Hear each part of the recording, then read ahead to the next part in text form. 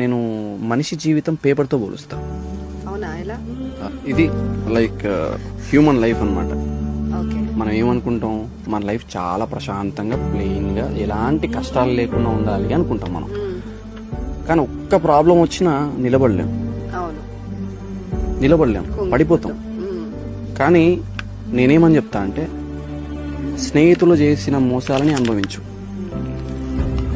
ఇంట్లో జరిగిన అవమానాలని అనుభవించు, ఫినాన్షియల్ సిచ్యువేషన్ అనుభవించు, ప్రేమలో మోసపో, నలిగిపో.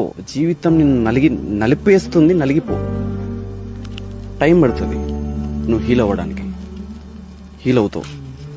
కానీ దీని తర్వాత నువ్వు ఇచ్చే స్టాండప్ ఉంటుంది చూసావా,